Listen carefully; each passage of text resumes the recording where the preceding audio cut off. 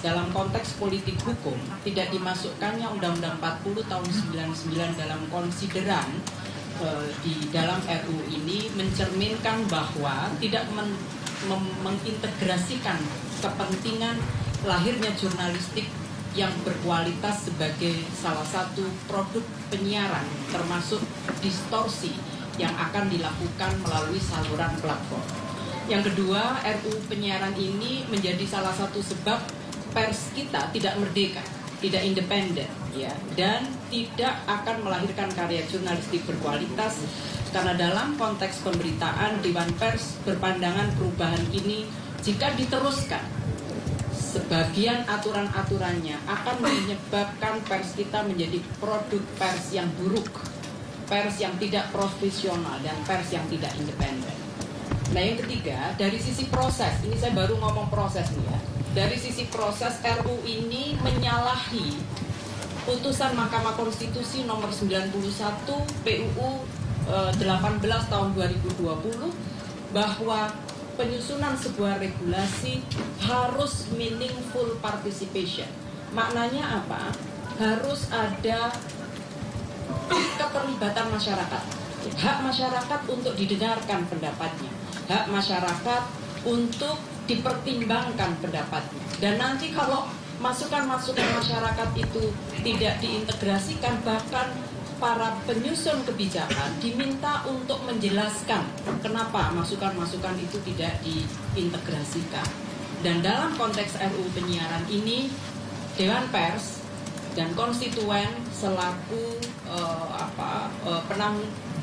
penegak Undang-Undang 40 ya tidak dilibatkan dalam proses penyusunan RUU ini. Secara substantif, kenapa kemudian kita menolak draft ini? Yang pertama adalah ada pasal yang memberikan larangan pada media investigatif. Ini sangat bertentangan dengan mandat yang ada di dalam Undang-Undang 40 pasal 4. Ya, karena kita sebetulnya dengan Undang-Undang 40 tidak lagi mengenal penyensoran, pemberedelan, dan pelarangan-pelarangan penyiaran terhadap karya jurnalistik berkualitas. Nah, penyiaran media investigatif itu adalah satu modalitas kuat dalam karya jurnalistik profesional. Nah, yang kedua adalah soal penyelesaian sengketa jurnalistik. Di dalam RUU ini dituangkan di penyelesaian itu justru akan dilakukan oleh lembaga yang sebetulnya tidak punya mandat penyelesaian etik terhadap karya jurnalistik. Mandat penyelesaian karya jurnalistik itu ada di Dewan Pers dan itu dituangkan dalam undang-undang. Oleh karena itu penolakan ini didasarkan juga bahwa ketika menyusun peraturan perundang-undangan perlu dilakukan proses harmonisasi agar antara satu undang-undang dengan yang lain tidak tumpang tindih, ya. Karena pengaturan ini juga diatur di dalam Perpres ya, Perpres 32 tahun 2024 yang baru saja disahkan oleh Presiden. Pemerintah saja mengakui begitu ya kira-kira, tapi kenapa di dalam draft ini penyelesaian sengketa terkait dengan jurnalistik justru diserahkan kepada penyiaran ya. Ini betul-betul akan menyebabkan cara-cara penyelesaian yang tidak sesuai dengan norma undang-undang yang ada. Itu kira-kira catatan kami.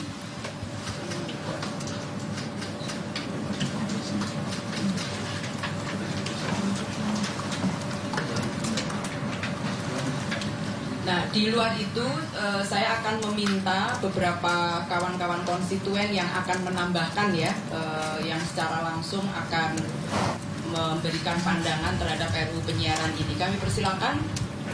Haji, ada? Atau sudah cukup? PWI, monggo, silakan. Baik, terima kasih Ibu Ketua dan anggota Wakil Ketua dan anggota Dewan Pers, teman-teman sekalian. Sikap PWI adalah pertama, tadi sepakat dengan Dewan Pers bahwa usulan RUU ini tidak sesuai dengan aturan main hukumnya. Jadi justru Undang-Undang 40 itu di undang-undang yang lama ada, di sini dihilangkan. Kemudian di pasal 42 itu dulu dikenal ada namanya wartawan penyiaran, itu wajib untuk mentaati kode etik dan peraturan perundangan lain. Ini dihilangkan. Jadi kata wartawannya dihilangkan. Jadi tidak dianggap bahwa penyiaran itu ada wartawannya. Kemudian penyelesaian sengketanya juga tadi sudah ditegaskan bahwa ini diambil alih oleh KPI dan berdasarkan dengan P3SPS dan SIS ya. Dulu kita kenalnya P3SPS dan P3 dan SPS. Sekarang P3 dan SIS ya terakhir. Nah, Bapak dan Ibu ketahui bahwa kalau kode etik itu dimandatkan dibuat oleh kami semua, ya, difasilitasi oleh Dewan Pers, kemudian menjadi peraturan yang kemudian diawasi oleh Dewan Pers. Berbeda dengan P3 SPS atau P3 SIS, ya, itu dibuat oleh KPI sendiri, ya. Tidak melibatkan kami, ya, dibuat oleh KPI sendiri, kemudian diawasi oleh KPI, sanksinya secara administratif dijatuhkan oleh KPI. Ini lembaga super power banget gitu ya. Lebih dari KPK nih. Ya, sangat super power ya. Dia yang membuat aturan, dia yang mengawasi, dia juga yang jatuhkan hukumannya gitu. Nah, ini yang kemudian kita tolak gitu ya. Kita berharap bahwa karya jurnalistik penyiaran itu diselesaikan berdasarkan undang-undang pers. Nah, jadi tidak berdasarkan dengan apa yang ada di draft. Saya kira itu, terima kasih.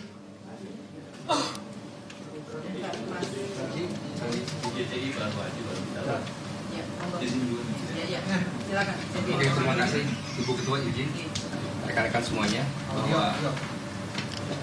bahwa kami dari IJTI sebetulnya sangat menghargai proses bagaimana adanya revisi undang-undang penyiaran ini.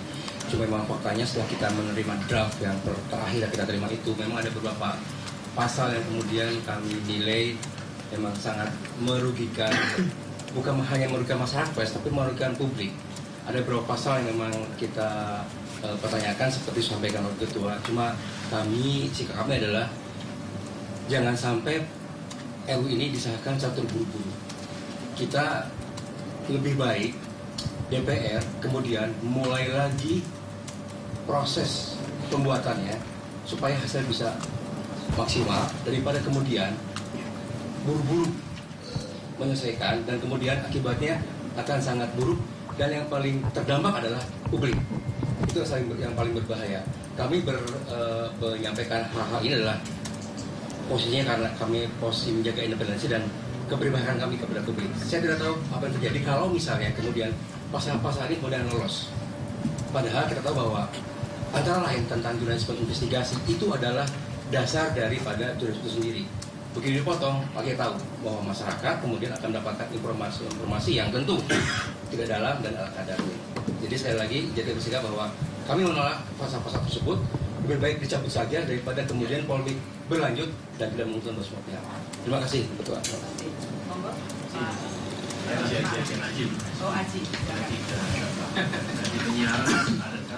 Ya, terima kasih banyak. Kita Aji sudah pasti menolak draft undang-undang ini. Kita meminta agar DPR menangguhkan sampai ada DPR yang baru. Karena ini prosesnya sangat kompleks. Begitu kita bicara tentang penyiaran itu kompleks. Kemudian kami juga dari Aji minta partisipasi masyarakat, terutama warga-warga, orang-orang, dan kelompok-kelompok yang ada hubungannya dengan penyiaran. Jadi tidak begitu saja. Dan kami melihat bahwa rencana untuk menegasikan jurnalisme investigasi itu benar-benar di luar nalar saya sebagai jurnalis dan juga teman-teman yang lain gitu loh. Karena bagaimanapun jurnalisme investigatif itu adalah strata tertinggi dari jurnalisme dan itu tidak semua orang bisa. Dan itulah yang membantu kadang-kadang aparat keamanan dalam mendapatkan informasi. Jangan jauh-jauh. Contohnya aja ketika kasus dana bantuan. Dari mana munculnya ketika itu? Dari jurnalis. Jadi saya pikir ini sedikit berlebihan. Jadi kalau bisa tolong ditunda sampai masa kepengurusan DPR yang baru, kemudian melibatkan semua orang sehingga ini bisa tetap mempertahankan kemerdekaan pers kita. Terima kasih.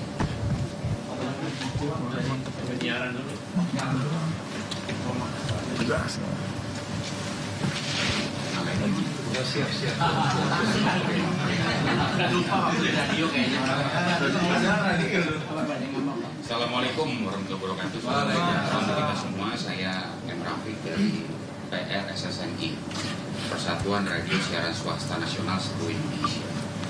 Jadi undang-undang penyiaran ini umurnya 22 tahun.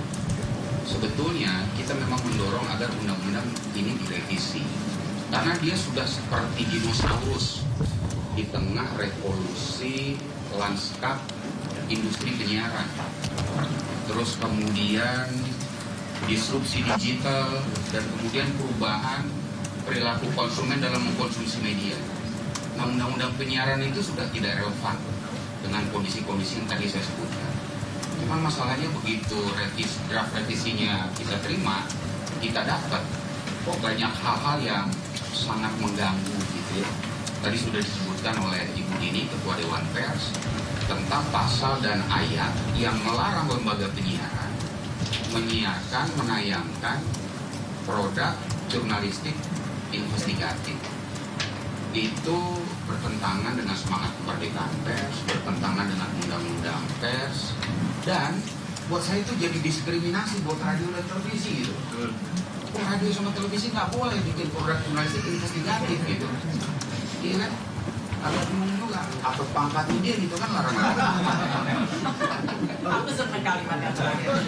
Terus yang kedua gitu ya, pasal dan ayat yang memperbolehkan KPI untuk menyelesaikan sengketa pers. Itu sekali lagi bertentangan dengan undang-undang pers. Kewenangan itu adanya di Dewan Pers. Agak bingung juga kita. Mungkin teman-teman perlu kita sampaikan juga, Dewan Pers itu dipilih oleh komunitas pers. Jadi tidak ada campur tangan negara, baik pemerintah, legislatif gitu ya, dalam pembentukan Dewan Pers. Jadi betul-betul independen. Nah, sementara KPI itu fit and proper testnya itu dilakukan oleh DPR gitu. Nah, how come lembaga yang dalam tanda petik sangat politis itu bisa menyelesaikan sengketa jurnalistik yang terjadi di lembaga penyiaran? Terus kemudian hal yang ketiga, dalam undang-undang penyiaran yang lama itu, P3 dan SPS, pedoman perilaku penyiaran, standar profesional siaran, itu disusun oleh asosiasi, kemudian ditetapkan oleh KPI. Tapi kalau kita lihat di undang-undang yang sekarang ini, itu SIS-nya dan P3 dan SPS-nya udah masuk ke dalam batang undang-undang itu. Jadi asosiasi lembaga penyiaran, baik PRSSNI, baik APPS, ini APPLI, nggak bisa punya nggak bisa punya keterlibatan lagi dalam penyusunan P3 dan SPS. Jadi atas dasar itu Dewan Pers bersama-sama dengan konstituen, khususnya konstituen yang urusan penyiaran ya, radio dan televisi gitu, ya dengan sangat berhati mengatakan bahwa kami terpaksa menolak draft revisi undang-undang penyiaran. Terima kasih. Assalamualaikum warahmatullahi wabarakatuh. Lagi kebetulan kaitan dengan media bahwa revisi draft ini sudah kami kaji dan bukan hanya teman-teman dari media televisi maupun radio, termasuk kami dari Serikat Media Siber Indonesia atau SMSI yang merupakan bagian dari Persatuan Dewan Pers, sangat dirugikan sekali. Walaupun baru draft, tapi di publik sudah menjadi pembahasan masyarakat. Karena memang salah satu yang menjadi kebebasan pers adalah melakukan investigatif yang kita dengan adanya perpres yang baru ini, Komisi Rais ini adalah menciptakan jurnalistik yang berkualitas. Jangankan kita mau menindaklanjuti perpres ini dengan berkualitas, dengan 22 tahun saja, kita sudah mulai akan diberangus kembali dengan adanya revisi KUHP yang kemudian membatasi ruang gerak pers. Sekarang ditambah lagi dengan revisi, walaupun baru draft. Tapi ini ketika kita biarkan berbahaya bagi bangsa Indonesia ketika kita menjaga marwahnya Undang-Undang Pers nomor 40 itu. Terutama dalam draft yang kita baca dalam pasal 50B ayat 2 huruf C yang mengatur tentang pelarangan tayangan jurnalistik investigatif. Sangat sekali merugikan kita. Jika kita dibiarkan draft ini, apakah ini inisiatif dari DPR atau inisiatif dari pemerintah, birokrasi, kebijakan politik ini sangat-sangat mengarah kepada perusakan kebebasan pers. Oleh karena itu kami dari bagian dari Dewan Pers sebagai konstituennya sangat-sangat bersama dengan satu frekuensi dengan Dewan Pers serta teman-teman konstituen. Ini harus kita tolak dan kita menjadi garda terdepan, harus kita selamatkan. Tapi sini jangan sampai terjadi.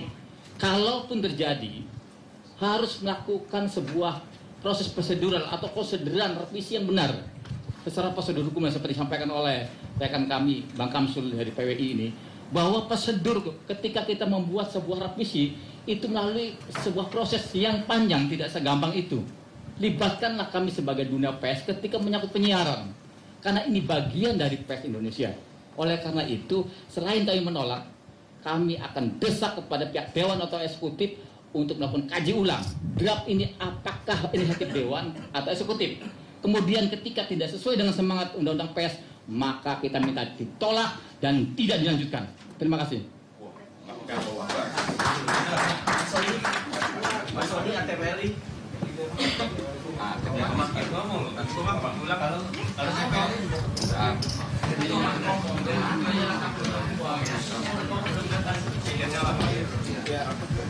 Mohon izin, selamat siang rekan-rekan. Saya Wahyu Diamika dari Asosiasi Media Cyber Indonesia, AMSI. Saya kira penegasan saja bahwa hari ini seluruh konstituen Dewan Pers satu frekuensi dengan para komisioner Dewan Pers menegaskan penolakan terhadap revisi Undang-Undang Penyiaran. Dan kami sebagai asosiasi publisher digital dengan kurang lebih 400 media online di seluruh Indonesia akan menyuarakan penolakan ini bersama rekan-rekan semua dari asosiasi-asosiasi. Dan kalau DPR tidak mengindahkan aspirasi ini, maka Senayan akan berhadapan dengan komunitas pers. Terima kasih.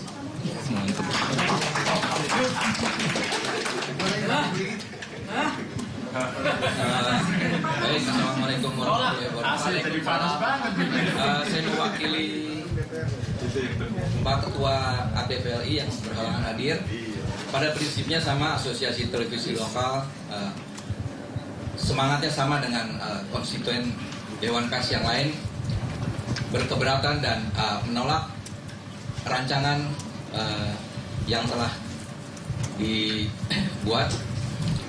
Untuk itu kami bersama teman-teman yang lain dari ATPLI mengharapkan ini tidak dilanjutkan.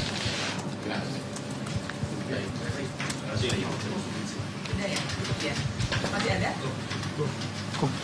Terima kasih kawan-kawan media. Saya kira itu kalau dibuat singkat gitu ya, seluruh komunitas pers menolak rancangan undang-undang penyiaran yang sekarang disusun oleh Balik DPR.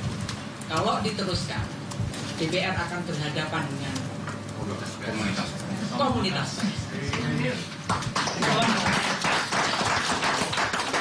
kasih. Terima kasih teman-teman. Tadi sudah kita dengarkan bersama bagaimana penegasan dari Dewan Pers dan teman-teman konstituen bahwa apa yang sedang dilakukan pembahasan rancangan undang-undang penyiaran, sepakat prosesnya kita menghormati, tetapi sekali lagi esensinya kami menolak karena sekali lagi bertentangan dengan undang-undang pers yang ada. Baik, saya buka sesi tanya jawab. Kita batasi 3 orang ya. Ini tidak ada doorstop nanti ya, betul ya, begitu ya. Ada mau doorstop nanti setelah ini? Atau hanya langsung di sini aja? Bukan, karena ada rapat juga. Silakan. Saya berikan sesinya 3 penanya. Kalau ada yang mau bertanya. Atau nggak ada?